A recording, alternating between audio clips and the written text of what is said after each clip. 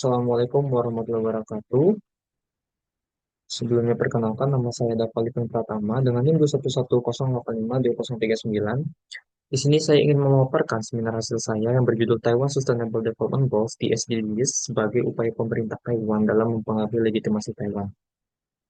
Sebelum masuk ke pembahasan, saya ingin membahas latar belakang terlebih dahulu, yaitu berawal dari kondisi Taiwan. Kondisi Taiwan dalam sistem internasional hingga saat ini dipengaruhi oleh kondisi struktur yang telah terbentuk karena adanya relasi kuasa dan faktor historis Taiwan. Berawal dari konflik antara Republik Rakyat Tiongkok (RRT) dan Republik Taiwan, hingga munculnya One China Policy, One China Principle, dan Resolusi 2758 PBB pada tahun 1971. Faktor tersebut berdampak pada Taiwan yang dikeluarkan dari keanggotaan Perserikatan Bangsa-Bangsa dan tidak diakuinya Taiwan secara internasional. Keberadaan Taiwan juga semakin terisolasi dari sistem internasional karena adanya tekanan politik dari luar negeri dari Republik Rakyat Tiongkok. Hingga saat ini, hubungan luar negeri Taiwan hanya dilakukan melalui hubungan informal atau tidak resmi dan beberapa kerjasama pada sektor tertentu. Untuk mencapai kepentingan nasional Taiwan dan memperbaiki hubungan luar negerinya, Taiwan tetap berkomitmen dalam memiliki hubungan luar negeri yang baik, serta menghormati perjanjian dan piagam Perserikatan Bangsa-Bangsa. Salah satu bentuk komitmen Taiwan dalam hubungan luar negeri adalah dukungannya terhadap agenda pembangunan global milik Perserikatan Bangsa-Bangsa, yaitu Sustainable Development Goals atau SDGs yang diimplementasikan oleh Taiwan dalam bentuk TSDGs, yaitu Taiwan Sustainable Development Goals. Masuk ke dalam rumusan masalah, sistem internasional yang dihadapi Taiwan saat ini memberikan keterbatasan pada ruang gerak Taiwan. Pemerintah berupaya menunjukkan keberadaannya dengan mempengaruhi legitimasi Taiwan melalui hubungan informal dan kerjasama di beberapa sektor. Keberadaan agenda Sustainable Development Goals memberikan peluang bagi Taiwan untuk dapat berkontribusi terhadap pembangunan global melalui Taiwan Sustainable Development Goals. Keberadaan Taiwan dalam berkontribusi terhadap pembangunan global memiliki kapasitas yang sama besarnya dengan negara lain. Di SDGs dapat menjadi alat legitimasi Taiwan dalam memperkuat posisinya dalam sistem internasional. Maka dari itu, pertanyaan penelitiannya adalah bagaimana pemerintah Taiwan dalam mempengaruhi legitimasinya melalui Taiwan Sustainable Development Goals atau di SDGs. Lalu tujuan penelitiannya menganalisis upaya pemerintah Taiwan dalam mempengaruhi legitimasinya melalui Taiwan Sustainable Development Goals. Selanjutnya ada manfaat penelitian. Yang pertama itu secara akademis, di mana penelitian ini dapat berkontribusi dalam perkembangan studi hubungan internasional mengenai relasi struktur dan agensi, memahami bagaimana sebuah struktur itu dapat mempengaruhi agensi, begitupun sebaliknya. Dan yang kedua itu secara praktis, penelitian ini diharapkan bermanfaat bagi kehidupan, khususnya bagi para pelajar atau mahasiswa, dosen ahli dalam studi hubungan internasional, praktisi, pemerintah, serta masyarakat sipil untuk menyusun strategi kebijakan, menjadi bahan pertimbangan, dan membantu riset yang akan datang. Selanjutnya itu ada tinjauan pustaka. Di sini ada 5 tinjauan pustaka. Pertama ada Striving to Achieve United Nations Sustainable Development Goals of Taiwan as SMS by Adopting Industry 4.0. Yang kedua Taiwan the One China Principle in the Age of COVID-19, Assessing the Determinants and Limits of China's Influence. Yang ketiga itu ada Guinness Structuration Theory and Information System Research. Yang keempat ada Strategy of Taiwan Digital Diplomacy Association (TDDA) for Taiwan's international presence. Yang terakhir ada The Relationship between Structuration Theory and Agency according to Guinness and Walters. Lalu selanjutnya ada kerangka konseptual, di mana ini berangkat dari konstruktivisme, di mana konstruktivisme adalah suatu teori sosiologi yang diaplikasikan ke dalam studi HI, yang akar pemikiran konstruktivisme muncul pada awal dekade 1980-an, ketika terjadi great debate antara positivisme dan post-positivisme. Konstruktivis dalam HI beranggapan bahwa seseorang bertindak di dunia sesuai dengan persepsi mereka tentang dunia, dan menurut konstruktivis, persepsi ini muncul dari identitas seseorang yang telah dibentuk oleh pengalaman norma sosial yang mengalami perubahan. Salah satu akar pemikiran dari konstruktivisme ini adalah teori strukturasi.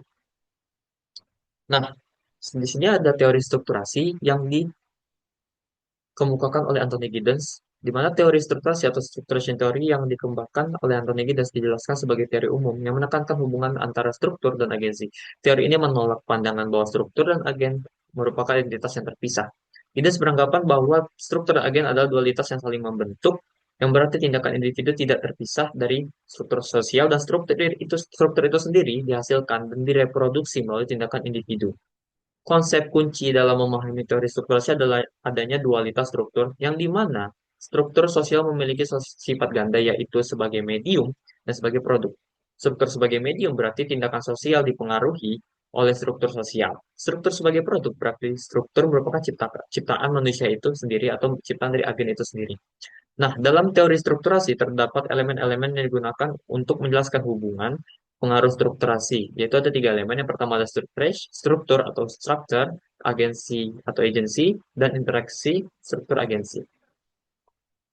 Lalu untuk metode penelitiannya, jenis penelitiannya adalah kualitatif, batasan penelitiannya dari tahun 2018, di mana implementasi tes DGIS pertama kali dilakukan, lalu sampai dengan tahun 2024. Unit analisis adalah pemerintah Taiwan yang berupaya mempengaruhi legitimasinya melalui SDGs, dan unit eksplorasinya Taiwan Sustainable Development Goals. Level analisis adalah sistem, ada dua level sesuai dengan teori dari strukturasi, yaitu sistem internasional dan negara. Teknik pengumpulan datanya itu adalah melalui sumber sekunder, yaitu dokumen pemerintah, artikel jurnal, berita buku, dan website resmi yang menggunakan teknik pengumpulan data sebagai berikut, yaitu ada observasi, dokumentasi, dan triangulasi data. Nah, teknik analisis data juga didasarkan pada pola analisis Mas Suberman pada tahun 1984, yaitu ada tiga langkah: data reduction, data display, dan conclusion drawing atau pengambilan penarikan kesimpulan. Nah, untuk sistematika penulisan itu kita bagi menjadi 5 bab. Yang pertama itu ada bab pertama pendahuluan, bab kedua membahas kondisi struktur internasional terhadap Taiwan dan peluang Taiwan terhadap dalam struktur. Yang bab ketiga Taiwan Sustainable Development Goals, TSDG sebagai peluang pemerintah untuk mempengaruhi legitimasi Taiwan. Keempat, analisis pemerintah Taiwan dalam mempengaruhi legitimasi melalui Taiwan Sustainable Development Goals. Dan terakhir, bab 5 penutup. Sebelum masuk ke bab selanjutnya, kita akan membahas bab 2 di mana membahas kondisi struktur nasional terhadap Taiwan dan peluang Taiwan dalam struktur nasional. Yang pertama itu ada membahas terkait definisi sistem internasional. Sistem internasional merupakan struktur di dalamnya terdapat hubungan antar negara dan aktor-aktor di tingkat global yang membentuk sebuah pola interaksi, kerjasama, dan konflik untuk mempertahankan kepentingan nasionalnya masing-masing. Sistem ini mencakup norma, aturan, institusi, dan kekuatan politik yang dapat mempengaruhi perilaku suatu negara dan aktor internasional. Nah, lalu bagaimana sih Taiwan dalam sistem internasional? Negara lahir dan diakui tidak secara langsung, melainkan memenuhi beberapa syarat untuk diakui oleh sistem internasional. Syarat-syarat tersebut tercantum di dalam Konvensi Montevideo tahun 1933, pasal 1. Syarat-syarat tersebut adalah adanya penduduk tetap, mempunyai wilayah jelas, adanya pemerintahan, dan memiliki hubungan luar negeri. Taiwan melalui kriteria yang ada pada Konvensi Montevideo tahun 1933, Taiwan telah memenuhi keempat kriteria konvensi, sehingga secara de facto Taiwan dapat diklasifikasikan sebagai negara. Akan tetapi, posisi Taiwan secara internasional tidak diakui secara diplomatik oleh banyak negara karena terdapat perbedaan klaim terkait perwakilan sah Tiongkok dan tekanan politik dari politik luar negerinya Republik Rakyat Tiongkok. Lalu, hal ini dipengaruhi oleh adanya sejarah Republik Tiongkok, yaitu Taiwan, dan Perang Saudara Tiongkok, di mana berdirinya Republik Tiongkok atau Taiwan ditandai dengan berakhirnya Perang Saudara Tiongkok pada tahun 1949, yang di mana perang ini melibatkan pihak nasionalis Kuomintang di bawah Chiang Kai-shek yang saat ini disebut Taiwan, dan Partai Komunis Tiongkok yang dipimpin oleh Mao Zedong atau pihak komunis yang saat ini disebut Republik Rakyat Tiongkok. Nah, dampak dari perang ini adalah kekalahan Taiwan pada Perang Saudara membuat Taiwan mundur ke pulau dengan membawa sekitar 1,5 juta pengikut dan aset negaranya untuk membentuk pemerintahan sendiri di sana. Dan pulau itu pada masa itu dinamakan sebagai Pulau Formosa. Pulau Formosa. Lalu faktor selanjutnya ada resolusi 2758 Majelis Umum PBB, di mana pada tahun 1971, Majelis Umum PBB mengadakan pertemuan untuk membahas perwakilan sah Tiongkok di Perserikatan Bangsa-Bangsa. Pada sidang pengesahan resolusi PBB 2758 tersebut, Tiongkok itu diwakili oleh Republik Rakyat Tiongkok, sedangkan Republik Tiongkok tidak diwakili di PBB. Nah, dampak dari resolusi 2758 ini, kedudukan Republik Tiongkok atau Taiwan sebagai perwakilan resmi di Tiongkok di PBB dicabut dan digantikan oleh Republik Rakyat Tiongkok sebagai perwakilan resmi, sehingga Taiwan dikeluarkan dari kursi keanggotaan PBB pada masa itu. Selanjutnya, di sini ada faktor dari One China, yaitu ada One China Principle dan One China Policy. Di sini ada tabel yang menjelaskan perbedaan antara wacana prinsipal dan wacana policy dan sifat sikap Taiwan terhadap dua hal tersebut. Yang pertama itu adalah wacana prinsipal sudah diterima secara wacana prinsipal menyatakan bahwa Taiwan sebagai bagian dari Tiongkok yang diwakilkan oleh Republik Rakyat Tiongkok sebagai perekan resmi. Sehingga Taiwan di sini merupakan wilayah yang diklaim yang dimiliki oleh Republik Rakyat Tiongkok. Namun, wacana polisi berbeda pendapat dengan wacana prinsipal, di mana wacana polisi yang ditekankan oleh Amerika Serikat menegaskan bahwa secara resmi mengakui Republik Rakyat Tiongkok sebagai perwakilan sah Tiongkok, namun Republik Rakyat Tiongkok tidak memiliki kedaulatannya atas Taiwan. Sehingga sehingga sikap Taiwan terhadap wacana prinsipal dan wacana polisi ini berbeda. Taiwan menolak untuk menjadi bagian RRT dan ingin tetap mempertahankan status quo-nya.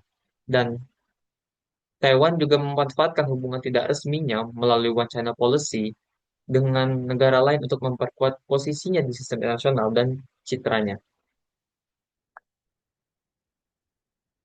Faktor selanjutnya itu ada tekanan luar negeri dari Tiongkok, di mana secara resmi hubungan internasional kedua pihak, di mana secara resmi pada hubungan internasional kedua pihak Tiongkok, ERT dan Taiwan memiliki pandangan yang berbeda. ERT tetap menegaskan China dalam prinsip dasar dan tidak ada pengakuan de facto ataupun de jure atas Taiwan sebagai negara berdaulat. Republik Rakyat Tiongkok juga memanfaatkan kekuatan ekonominya sebagai alat diplomatik untuk menekankan negara-negara lain agar tidak membangun atau mempertahankan hubungan dengan Taiwan. Sehingga hingga saat ini hanya ada 13 negara yang memiliki hubungan diplomatik dengan Taiwan. Taiwan juga tidak mengubah situasi strategis di mana Republik Rakyat Tiongkok memiliki kekuatan militer. Taiwan juga tidak akan bisa mengubah kondisi situasi strategisnya karena rakyat Republik Tiongkok memiliki kekuatan militer dan ekonomi yang baik. Hal ini berpengaruh pada kekuatan diplomatik dan geopolitik Republik Rakyat Tiongkok serta posisinya secara internasional. Lalu, karena adanya faktor-faktor tersebut, adapun peluang dan peran Taiwan dalam sistem internasional, di mana keberadaan dari One China Policy tadi yang didorong oleh Amerika Serikat membukakan sebuah peluang untuk Taiwan dalam melakukan kerjasama atau kemitraan dengan negara-negara lain walaupun tidak secara resmi. Nah, partisipasi Taiwan melalui organisasi internasional juga menjadi kontribusi dalam sistem internasional, misalnya melalui WHA ataupun WTO dan beberapa organisasi lainnya. Taiwan mengembangkan diplomasi alternatif melalui peningkatan kerjasama ekonomi, pendidikan, dan bantuan kemanusiaan. Masuk ke bab 3 di mana membahas Taiwan Sustainable Development Goals sebagai peluang pemerintah untuk mempengaruhi legitimasi Taiwan. Sebelum kita membahas Taiwan Sustainable Development Goals, kita membahas ke skala yang lebih besar terlebih dahulu, yaitu Deklarasi Sustainable Development Goals atau SDGs oleh Perserikatan Bangsa-Bangsa. Di mana deklarasi SDGs ini yang dilakukan oleh Perserikatan Bangsa-Bangsa PBB pada tahun 2015 merupakan komitmen global untuk mendorong pembangunan yang berkelanjutan secara ekonomi, sosial, dan lingkungan hingga tahun 2030. SDG sendiri juga diadakan untuk menggantikan pendahulunya yaitu MDGs, di mana agenda SDG sendiri disepakati oleh 1.153 negara anggota PBB melalui dokumen resmi berjudul The Transforming Our World, the 2030 Agenda for Sustainable Development. Dalam deklarasi ini ditetapkan 17 tujuan utama dan 169 target yang saling berkaitan dan dirancang untuk mengatasi berbagai tantangan global seperti kemiskinan, ketimpangan, perubahan iklim, dan lain-lainnya. Nah, berikut di sebelahnya ada ke-17 goals tersebut, mulai dari no poverty, zero hunger, good health and well-being, quality education, gender equality, clean water and sanitation, affordable and clean energy, decent work and economic growth, industry innovation and infrastructure, reduction inequalities, sustainable cities and communities, responsible consumption and production, climate action, life below water, life on land, peace, justice, and strong institution, partnership for the goals. Nah, selanjutnya itu Sustainable Development Goals sebagai peluang dalam sistem internasional, di mana SDGs tidak hanya menjadi kerangka pembangunan global, tetapi juga membuka berbagai peluang strategis bagi negara-negara di dalam sistem internasional. Sebagai kesepakatan multilateral yang mengikat secara moral dan politis, SDGs menjadikan dasar yang kuat bagi negara-negara untuk meningkatkan legitimasi internasional melalui komitmen terhadap tujuan bersama.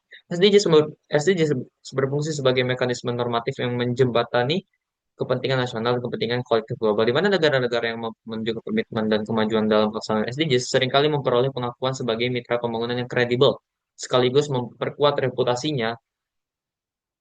negara mereka dalam tatanan global yang semakin kompetitif.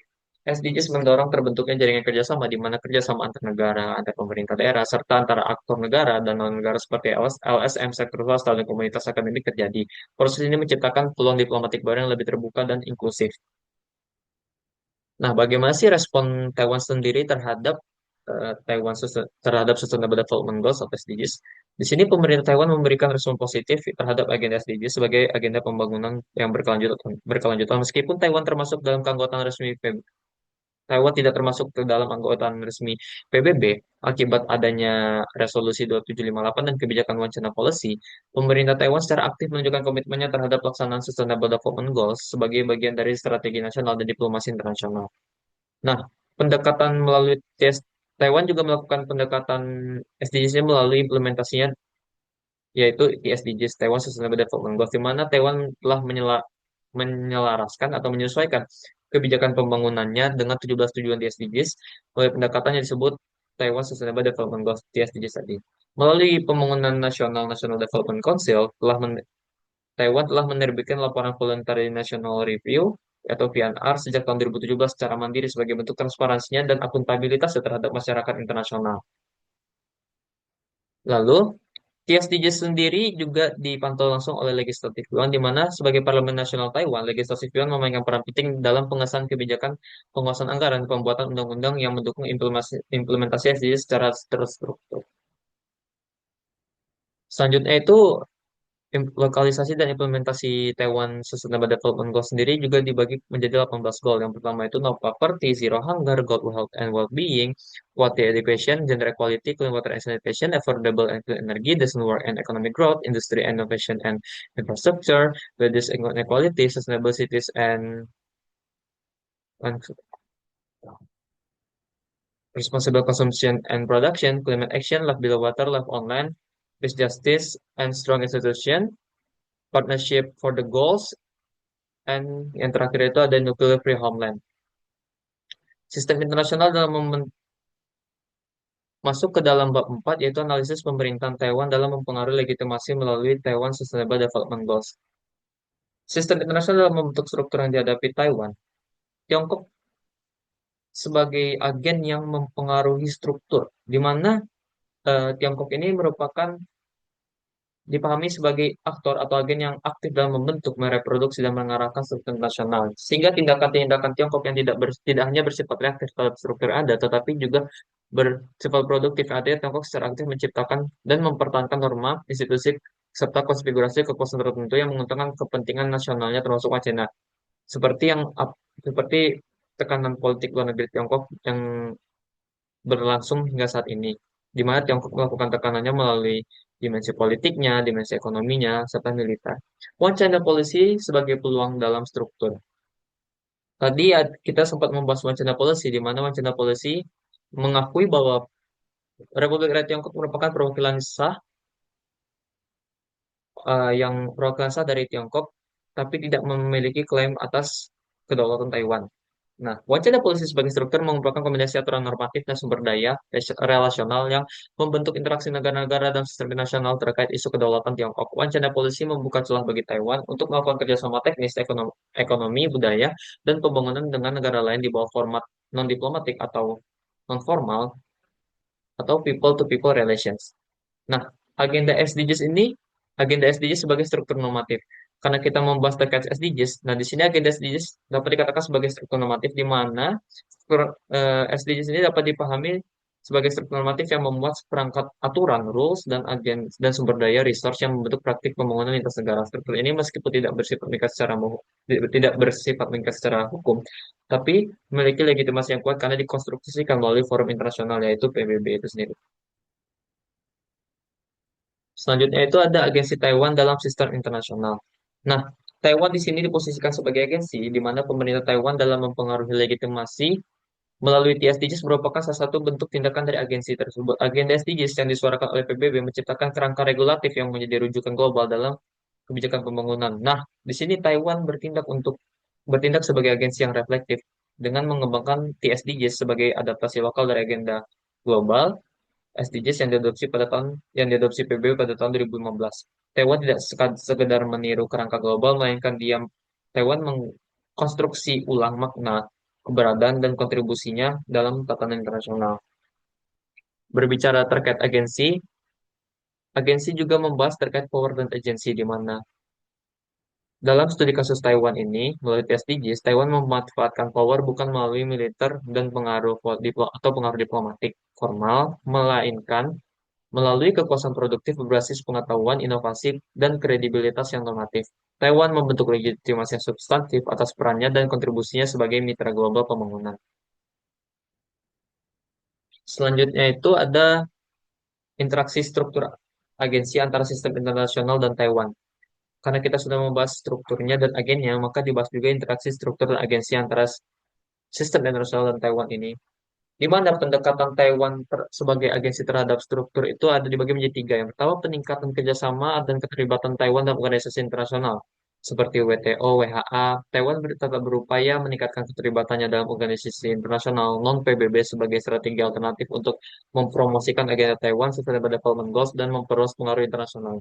Yang kedua itu memanfaatkan krisis atau permasalahan global untuk memperluas perannya di mana dinamika politik global di dalam dinamika politik global yang kompleks, eh, krisis seringkali membuka ruang baru bagi aktor non-tradisional untuk menunjukkan kapabilitasnya dan memperluas peranannya dalam sistem internasional. Bisa kita ambil contoh waktu masa pandemi COVID-19 di mana pemerintah Taiwan di situ menggunakan melakukan tindakan yang menunjukkan kontribusinya dan perannya terhadap sistem internasional, memberikan bantuan jenis dalam bidang kesehatan ataupun kebutuhan pangan ataupun kebutuhan yang dibutuhkan secara manusia.